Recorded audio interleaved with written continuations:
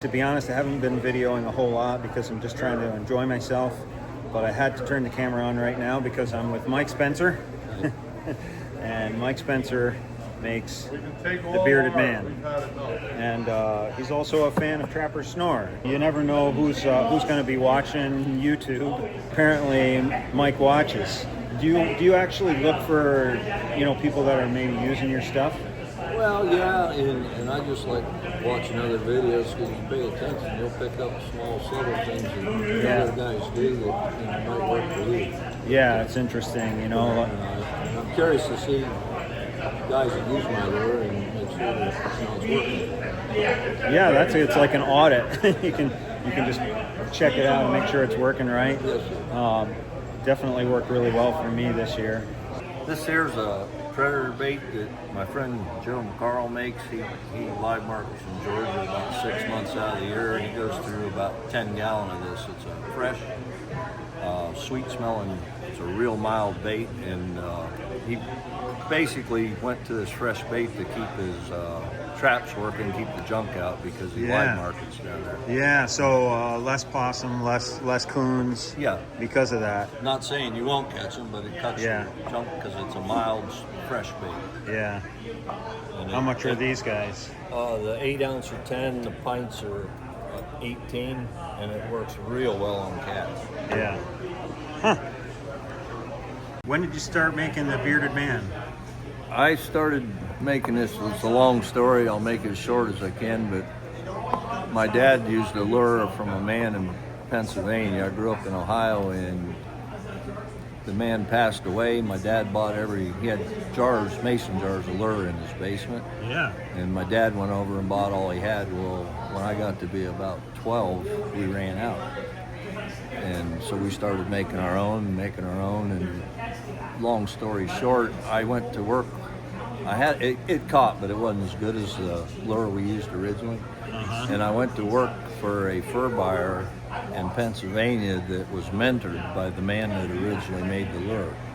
When I was 16, I got my driver's license, and between picking his brain from the original to what I had, You married something together. I married something, and I actually stumbled onto something one day that put it over the top. Wow. And I've only been marketing it about 8 or 9 years. I didn't want anybody else to use it. Not so much competition, but my friend Joe, excuse me, went to Georgia the first year and had a big beaver job. Yeah. And he wanted a pint of lure, and I said, well, I don't know how the southern beaver will react to it. Man, he murdered him down. Wow. He come back, and he says, you need to start selling that lure. First show I ever went to was Washington, PA. I sold one 1 ounce jar. Because nobody knew you then. Yeah, exactly. But it's taken off, and I got. I'm just curious. Where's the beard? Okay, the story. Everybody asks me that. The story behind Bearded Man. When I got ready to market this, we were trying to come up with a name. Yeah. My youngest daughter went to college in Edinburgh and took a class on Native American Indians, because I got Native on both sides of my family. Yeah. And they claimed that when the Europeans started coming over, every time the native children seen a man with a beard, they would yell Beaver. It was like a game to them. So we married the Bearded Man. That's how we come up with the name. Ah, very cool. Yep. That's a neat story. Yep. Whether it's true or not, Yeah. but that's what she was, got out of her class. So, Yep. Cool. Good idea. Yep. Awesome. So 12 years old, started making this. And Yeah.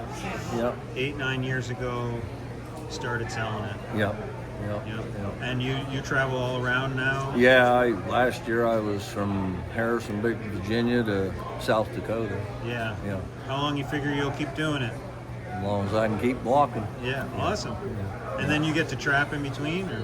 Not as much as I want, but I get as much as I can. I'm still working, but Yeah. I get my fair share done. Yeah.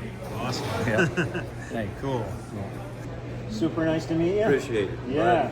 Glad you like my lure. I like it a lot. We'll be talking about you more when we get out there and use it again this next season. All right. I'm looking to pick up some more beaver pelts. I met a guy here at the show who's going to do some sewing for me. So gonna tan them up and get some stuff made up. Tell Joel he don't know what he's missing. Yeah, yeah. He'll be at the NTA, so you may see him down there. Good deal. All right, Good deal. cool. Pleasure. Have a great show. Thank you. How many beavers to make a blanket? What size beaver blanket are you looking for? Just for like a full-size bed. A full-size bed. You'd be looking at around 12. 12 of Yep. them. Nice. What's the backing on this? So we do a quilted lining on all of our bedspreads. If you're looking for like a throw, we typically do like a flannel or a fleece. Okay. Yep. Yep. Super warm. That's like all you need, huh? Yes. Yes. You probably They're need like a very warm. cooling sheet under it. Yeah, probably. We keep talking about a throw, but I couldn't do that on the bed. Where are you guys making your fur products? Around Flint, Michigan. Oh, okay. Yep. Very nice. Looks good. Thank you. This is Trapper Snore. It's a YouTube channel promoting trapping. Very cool. We'll have to look them up. Yeah, I'll get your card and I'll send you a link. Yeah, thank you. A lot of people use a table. I got used to the trough type system. I did not develop this system. I just modified it to make it work for me. Paul Dobbins, his father, actually come up with this system years ago. I just kind of copied it and just kind of changed some things that I wanted to do. I wanted it mobile where I could take it if I go out of state somewhere. It's just a 2x4 frame on the inside, so it's only 3.5 inches wide. It's only got 1.5 inches lip on each side. I had a lot of people tell me that they need it wider or they need it taller or whatever. When we get to skinning this beaver, I'm going to explain to you why it's so narrow and why I do it the way I do it. If you notice on the sawhorse, I use an adjustable sawhorse because I want one side lower than the other. Typically, this is my finished side, so I want it lower. I got a bucket at the end. Any blood, any water inside the chest cavity, any of that stuff will run right off into the bucket. I typically carry 2 buckets here that I put feed in. If I use a lot of the meat for turtle bait, so I'll gut all the beavers. So all I got to do is gut them right here and just roll it right over into a bucket. I fill these buckets up, throw them out, be done with it. It just makes it simple. On the front here, I've got notches made where I can keep knives handy as I use them. I have a beaver. This is a brand new beaver knife somebody gave me. This is the one I've been using. This is a year old, so you can tell it's had quite a bit of sharpening going on with it. This is what I cut my meat up with. I also got a meat cleaver. I use this for chopping up the backbones and things like that when you make turtle baits out of it. So we won't use that in the skinning process. A good honing steel. You'll see me a few times throughout the process using that. I use a hook blade to open up all my beaver. I know a lot of people, when they're opening up beaver, they kind of go up the belly with a short blade knife and kind of work it that way. If you get used to using a hook blade type knife, it can make your life a whole lot simpler. You don't have to cut it super deep. If you turn that knife flat, you can just go right up under the skin and go all the way to the bottom. Like I said, we'll run off through this as we go. I'm gonna put the first beaver up. I'm gonna walk you through every step that I do as I'm doing it. So it's gonna take a little bit longer. Once we get done, that way you can see what's happening. I'll go a full speed skin on one, and then we'll go back and do the third one and ask questions that you might come up with throughout the process. And of course, I'm gonna start with the biggest one first because that's always what I do. Because the more you do, the less you want to do. So we go from biggest to smallest. And this is a typical North Carolina beaver. A lot of people have looked at them and say, oh, they're dark beaver. They're decent beaver. The South gets a whole lot of hate for having bad beaver or bad hides. And our beaver actually are pretty good compared to a lot of others. When you're skinning the front feet, I always go front feet, back feet, tail. When you're skinning the front feet, if you look inside the paw, you'll have a soft spot. So if you hold your finger on the back side of his wrist and push down on that front spot, you separate the joint. So as you can cut right through and cut right out. So if you're doing that with a lopper, you gotta cut it, and most of the time you gotta go back with a knife and cut it off anyway. So why not do it all in one step? So I just reach across, do the same thing. Squeeze, cut right through. You're separating the joint when you're squeezing down on it. On the back foot, when you pull this back foot up, if you look under the back side, you got what your Achilles heels would be. The first thing you want to do is hold him back and slit that Achilles heel up until you get to the bone. At that point, you know where that joint is. It's right there at the top of your blade. Hold it down, start at the same spot, cut across the top. That's all we did was cut a little slit across the top. I've exposed that joint. All you do is take your hand, turn it in, go right through. So, I mean, it's pretty simple. If you do that with a lopper, a lot of times you have a sharp edge there. Now I've got just a go into that bone where that cartilage is. I don't have to worry about it poking me, sticking me, or anything like that. Same thing, this foot over here, hold it back, go right up under there, right across the top, bend. The tail. The tail is a 70-30 yes here. When you turn this tail on its side and bend it down like this, you're doing the same thing you're doing with your thumbs here. You're separating them joints. So you pull this tail and push it down, and you start right at the base on the side. And if you cut, a lot of times you can cut, and if you hold that bone open, you can go right through that bone and go all the way across. If not, I don't worry about it, I don't fight with it. When I hit the bone, I just go to the other side, the same thing, cut across. Now we've got our whole tail exposed. That's all you gotta do, and then you can go just right up under the bottom, cut the tail off. I put buckets under there that I put feet in, keep those feet separate. You know, of course, buckets for guts, and then I throw the tails to the side. You can use all that. If you're a coyote trapper, those feet work great. Fox trapper, those feet work great. Those tails, if you want to sell the tails, make something with the tail. I'm sure Randy, he was here earlier, he'll buy the tails. Or you can make bigger tail or whatever you want to do on it. Any questions so far? No questions about that part? All right. When you're going to split, a lot of people start from the bottom and go right up through the vent, right to the bottom of the nose. Bottom of the lip. Using this hook blade, all you got to do is hold on each side of his cheeks. Push down, and you can put that hook blade right up under there, and you can split. And you can go all the way down. If you lay that blade down like that, you all the way down, and as you get to the caster, all you're going to do is turn down. That keeps it from cutting too deep in the caster. I just cut this. The caster's not cut. That's at the bottom of the vent, where the vent hole is. So I cut all the way through to the bottom. Any questions from that? No questions? I can't be doing that good. You went right through the vent and you go around it? Go right through the vent. Yep. Go right through the vent. No need to go around it. If what we've been in lately in the hatter market of beaver. So a lot of your beaver they go weight if you're fleshing and stretching your beaver. If you go around that, you're cutting that little bit of hair. It ain't much, but you start doing that across 10 years, 1,000 beaver, or whatever you're doing. That little bit of money adds up over time. So you cut right through the vent. You leave that there. You're good to go. I start from this. Do everything from my right side just because I'm used to it. If I wanted to pick up speed, I could probably learn to go from my left side and just switch and go down.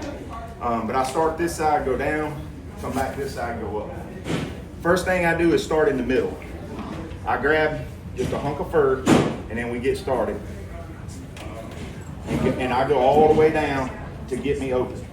When you get to the casters, you want to stay away from the caster and go all the way down just like that to where it's opened up. And then you just go right back up. You just follow the same fat lines. If you're going to flesh this beaver, we're not clean skinning. So we're just going to skin him right down, and no matter how much meat we leave on him. When it comes to the feet, when you get to this back foot right here, all you have to do is hold that skin and push that bone in, and you can see it pop up. What I do is I go straight across it this way. So when you go straight across it like that, you open it up and the knuckle pops through.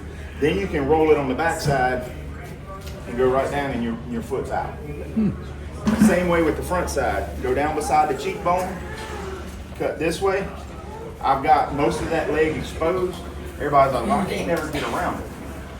The first thing I do is hold back, skin down, grab that joint right there, go in and go right back to the head. And you pull the whole foot out. So, any questions about that part? Tough crowd. Same way, I come back this side, I'm working from my right side all the way down. And I apologize for anybody that I'm in the way. I just go right down that cheekbone, all the way to the back.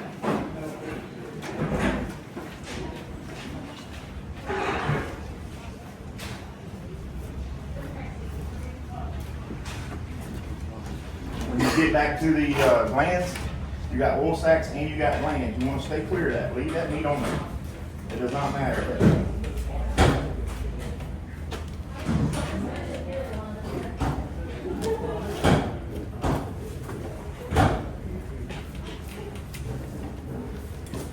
Same way with the front. We got all our feet out. Typically, when I'm skinning at the house, I'm taking the glands out as I go.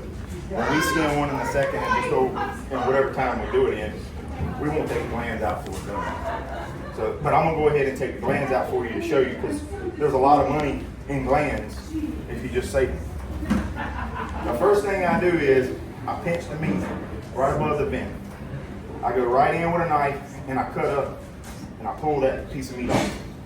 What that does is it exposes the casters where I can see them, not all the red membrane on it. You can take your fingers and go right behind it and work it out. Then you can grab the caster, pull that one down, pull that caster down. Those are our caster glands. At one time they were going for as much as $90 a pound. And for our beaver, it takes about 7 beaver to equal. So that's another 13 bucks that I done made off a beaver that I didn't think I had. All right, this is the part that gets important with why the beam is so narrow. When we get here, you notice we've skinned on both sides. If this trough was any wider or any higher, we're way up here like this. So we've got to dig down into that area to expose all that. So it's all laid off to the side. What I do is I come in. Well, typically I would finish on this side. So I would grab one finger in each leg hole, flip him up on his side. Once you flip him up on his side, you can hold this leg hole. That's your leverage right there. You just go right down the back.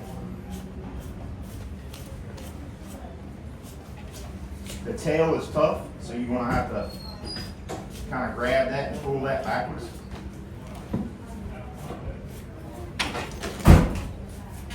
I skin all the way down until I get to the top of the skull. Then I'm gonna come to this side. I'm gonna do the same thing. I'm gonna flip this back over. I'm gonna grab him. Now that. Flip him. Sitting there worried about my thumb. Flipping too far. Flip him back on the side. Go down the other side. Same way. And I'm letting the weight of the beaver and the hide coming off help me pull that hide down.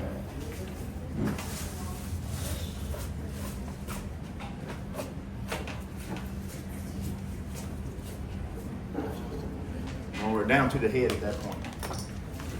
Then you can just grab his back foot, grab that, just spin around. Because that's where the bucket comes in. You can have everything hanging off, going into the bucket. Now all you've got to do is work from the head. That's when I'll switch back to my other knife that I'm using on bones and feet and stuff like that.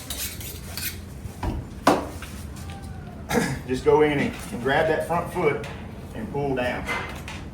You got an ear cartilage. That's gonna be your first thing you get to.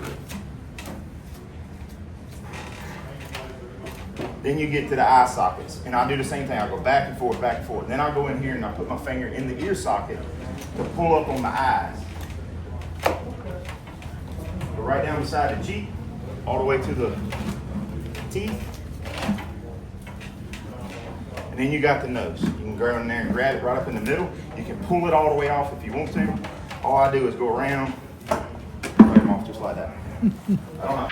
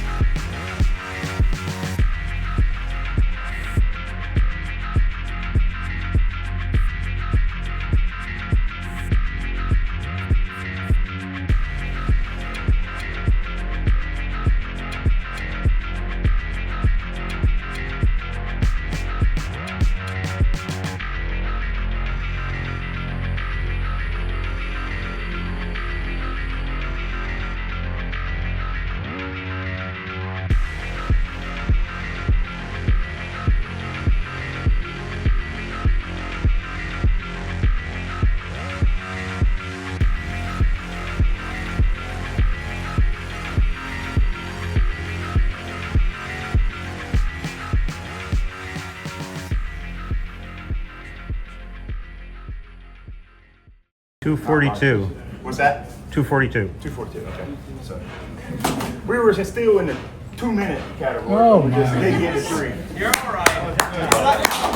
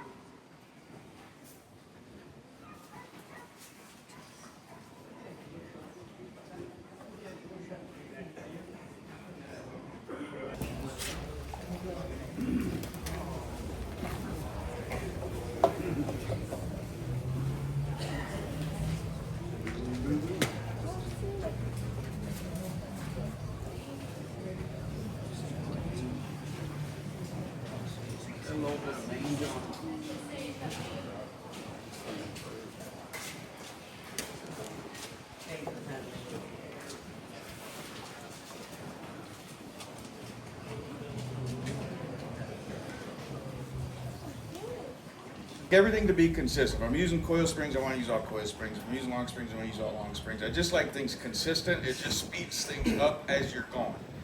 Now, not everybody's going out there setting, 200-300 traps in a day. Some people are only setting 5 or 6, and that's fine. But the same principles really should apply. Is that you want a system, right? You don't want to struggle going from one set to another set, having to do something different because you didn't set your system, you didn't set your gear up the same way. So for me, it's more about a system to speed me up and to be efficient on the line. And that's how I do my muskrat trapping. This is where it comes from, right? So first and foremost, my traps. So I use 2 different traps, muskrat trap, and these are it. I shouldn't lie. Every now and then I will throw a colony trap out there. As far as a foothold trap, I use a foothold trap mostly in that early season, right? And we'll go through kind of the season and the sets, but this is what my general trap is. It's a 1.5. I use a Bridger 1.5. This is the 1.5 special. I replace my chain, so I go from a stock chain. I want about 30 inches of chain on my trap, and then I have our hags bracket on the end of it. This gives me a system, especially because where I'm trapping in agriculture ground, which looks like you got a fair amount of that here, at least in this area, is you got a lot of drainage ditches, you got a lot of small creeks and rivers and stuff like that. So where you're trapping your muskrats, you're also trapping your mink, you're also trapping raccoon and so on and so forth. This is a universal system for me, right? That's what this becomes. The reason why I extend the chain is really simple because I like a long chain when I'm mink trapping primarily, right? Because when you're trapping around bridge embutments and all of that sort of stuff, or your little wing walls and that sort of thing, you can't always get your stake right where you want it.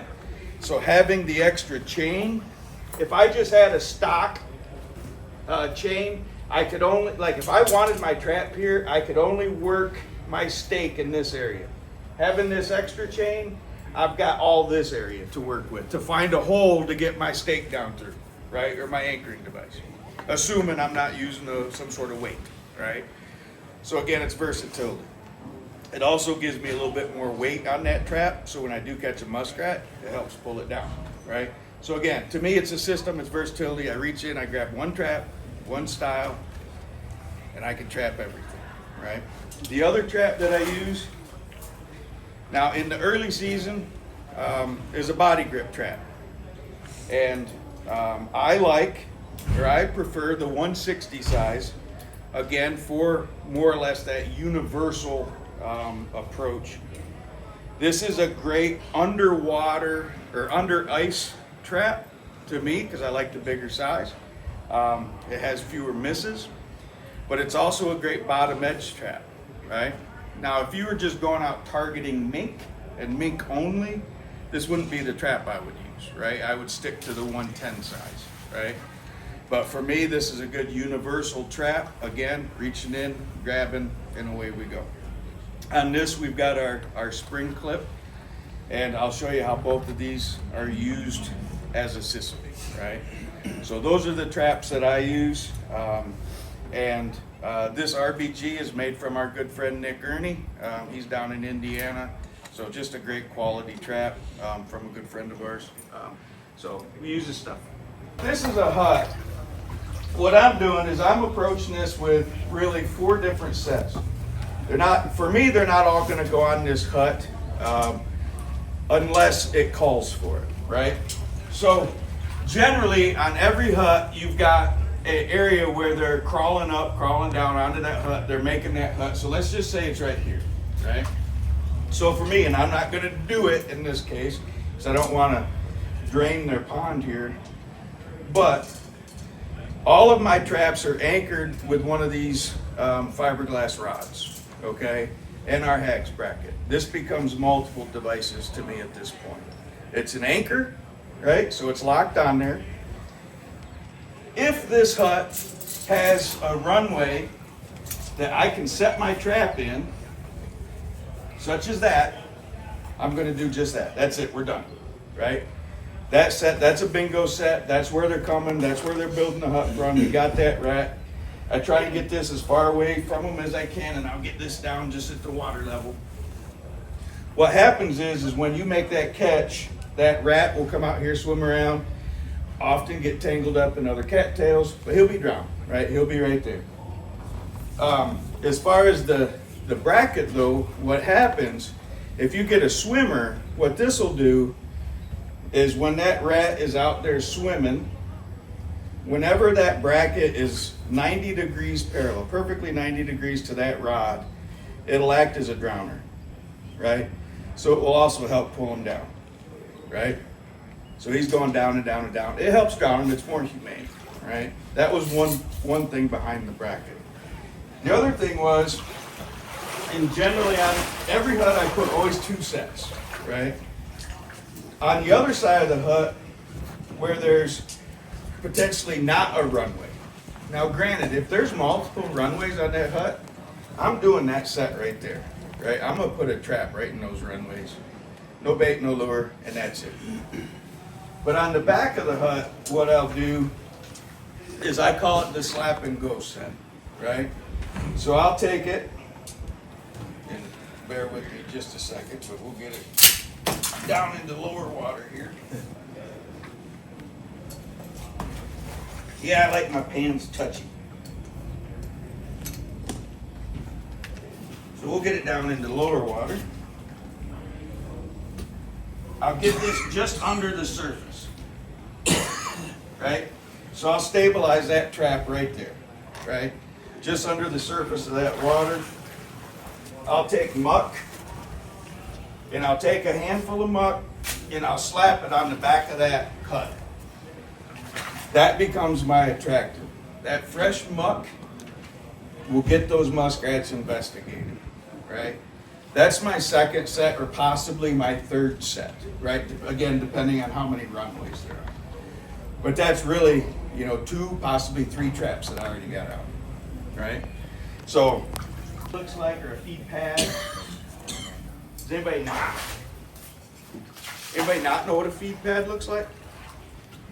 You guys, do you not? It's fine to not know. I never knew.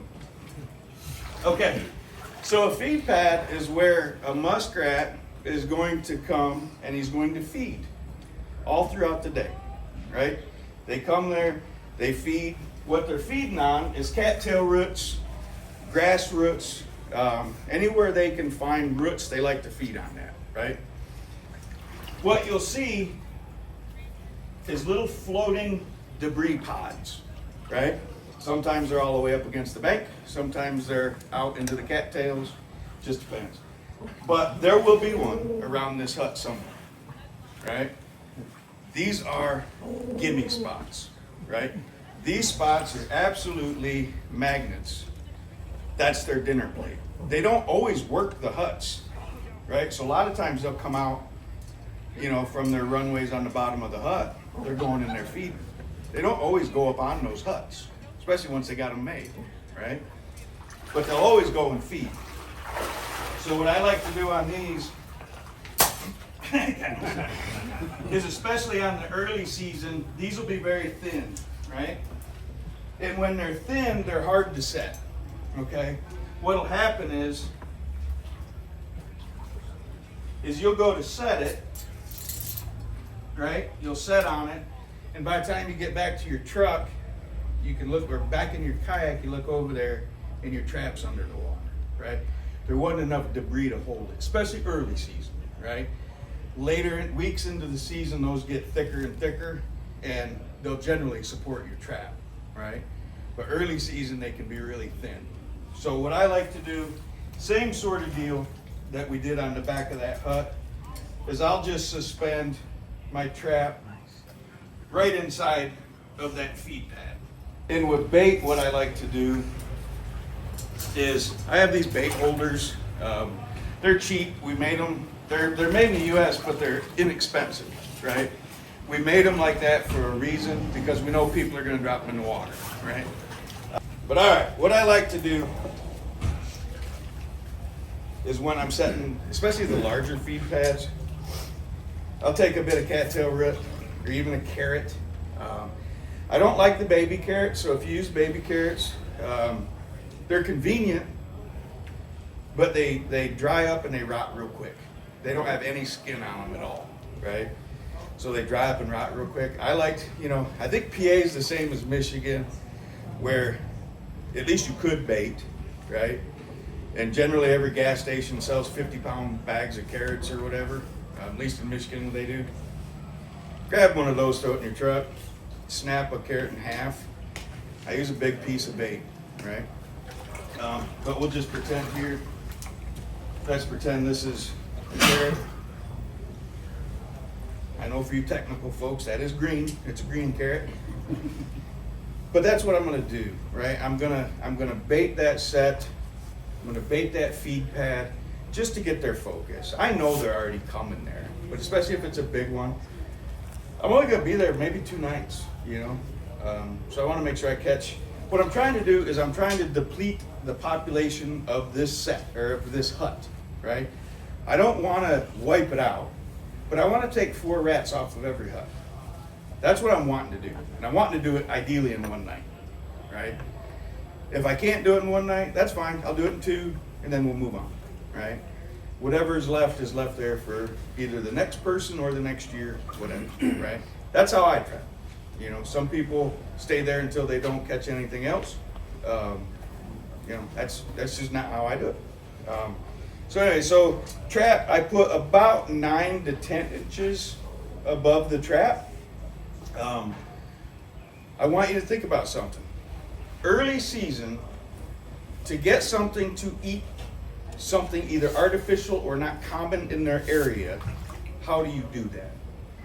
For a rodent, right? I dug a pond at my previous house specifically for muskrats, right?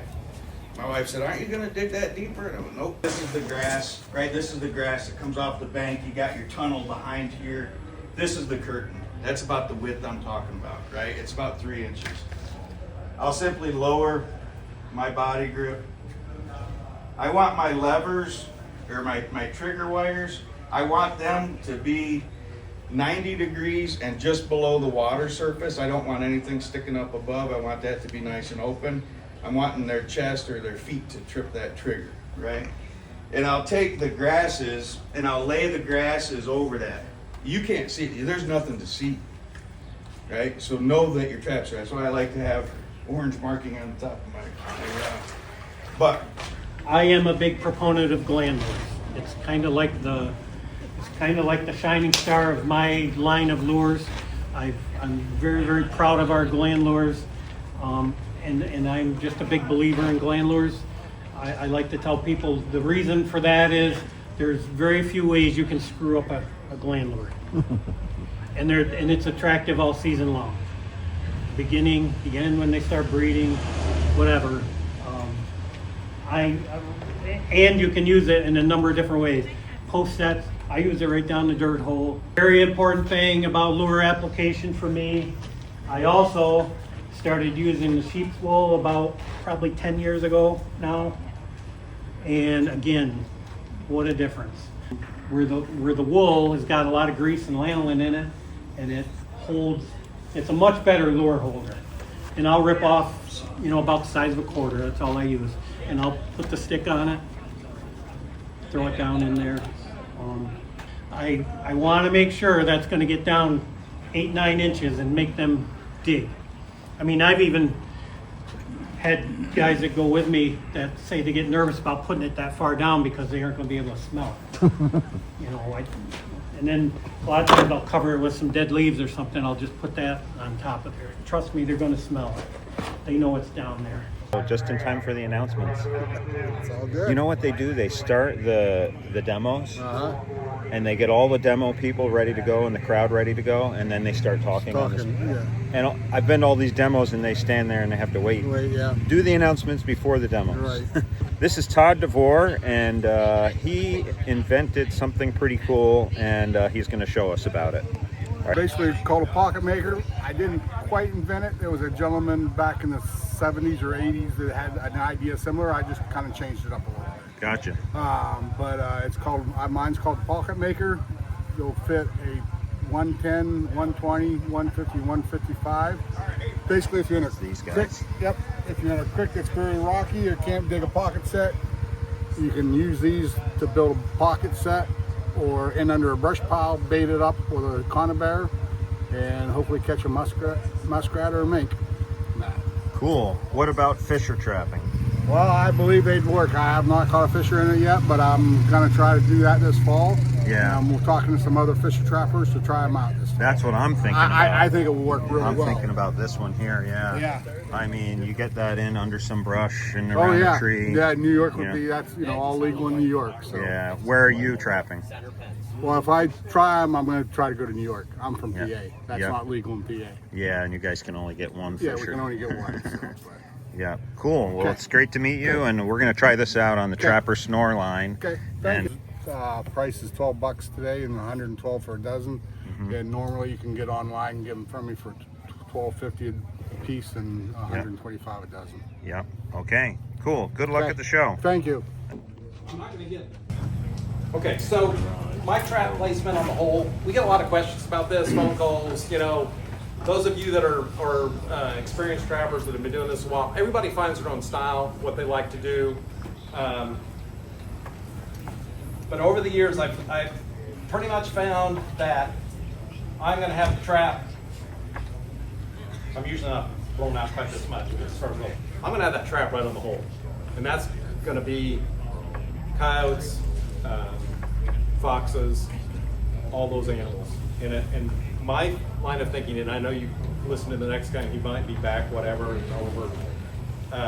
My line of thinking is that if you've got a good attractant in the hole, you want to guard the hole.